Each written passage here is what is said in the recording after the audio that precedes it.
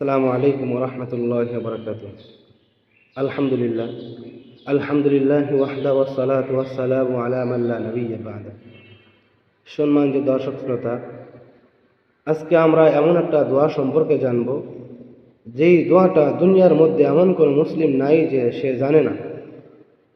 বলতে গেলে দুনিয়ার সমস্ত মুসলিম তো জানেই, তার সাথে সাথে হিন্দু, খ্রিস্টান, নাসারা যত মানুষ জ্ঞানবান লোক আছে তারা সকলেই এই দোয়াটা সম্পর্কে অবগত, দোয়াটা জানে।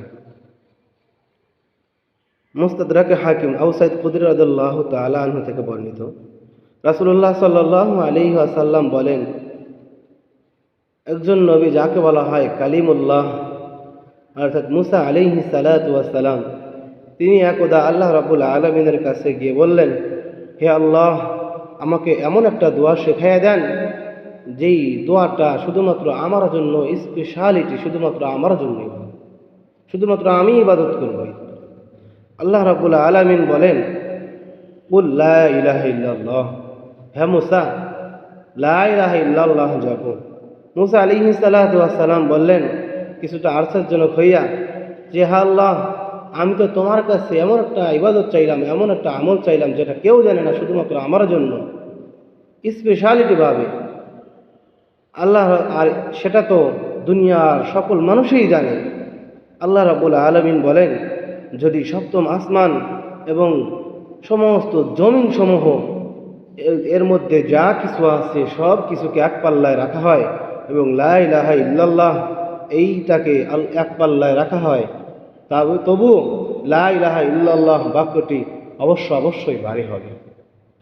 অর্থাৎ আল্লাহ রাব্বুল আলামিন মুসা আলাইহিস সালাতু ওয়াস সালামকে এই বার্তাটা দিতে চাইলেন যে, হে মুসা, দুনিয়ার মধ্যে লা ইলাহা ইল্লাল্লাহর থেকে শ্রেষ্ঠ ইবাদত, শ্রেষ্ঠ আমল, শ্রেষ্ঠ দোয়া দুনিয়ার মধ্যে আর কিছু নাই। তুমি লা ইলাহা ইল্লাল্লাহর জিকিরে যাও। আল্লাহ রাব্বুল আলামিন মুসা আলাইহিস সালাতু ওয়াস সালামকে এই বার্তা দিতে চাইলেন। সম্মানিত হাজরিন, আমরা সকলেই আজকে এই দোয়াটা জানা সত্ত্বেও আমরা কেউ এই দোয়া সম্পর্কে অবগত নাই, অথচ এই দুনিয়ায় সর্বশ্রেষ্ঠ যে ইবাদত, সর্বশ্রেষ্ঠ যে জিকির, সেটা হলো লা ইলাহা ইল্লাল্লাহ, যেটা মুসা আলাইহিস সালাতু ওয়াস সালামকে আল্লাহ রাব্বুল আলামিন বলেছিলেন।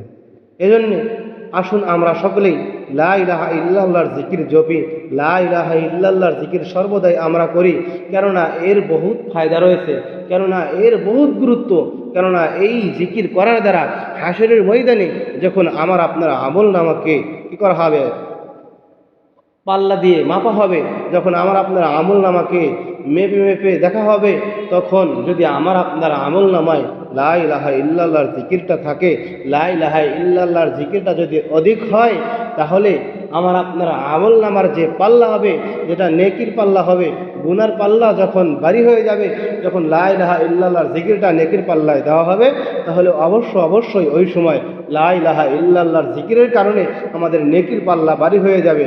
আর নেকির পাল্লা যদি ভারী হয়ে যায়, তাহলে আমি আপনি অবশ্যই জান্নাতে যাইতে পারব। এজন্য আসুন আমরা দুনিয়ার মধ্যে জীবিত থাকা অবস্থায় সর্বদাই লা ইলাহা ইল্লাল্লাহর জিকির জপি, লা ইলাহা ইল্লাল্লাহর জিকির হাঁটতে, চলতে, বসা অবস্থায়, শোয়া অবস্থায় সর্বদাই আমরা করতে পারব। এজন্য আসুন আমরা এই জিকিরের গুরুত্ব জেনে, জিকিরের ফজিলত জেনে আমরা সকলেই লা ইলাহা ইল্লাল্লাহর জিকির করব। আল্লাহ রাব্বুল আলামিন আমাদেরকে এই জিকির বেশি বেশি করার তৌফিক দান করেন। এবং সম্মানিত ভিউয়ার্স, আপনারা এই ভিডিওটাকে সকলের মাঝে শেয়ার করে দেবেন, যেন সকলেই এই ভিডিও থেকে একটু উপকৃত হতে পারবে। এজন্য আমরা সকলেই সকলের কাছে পৌঁছিয়ে দেব।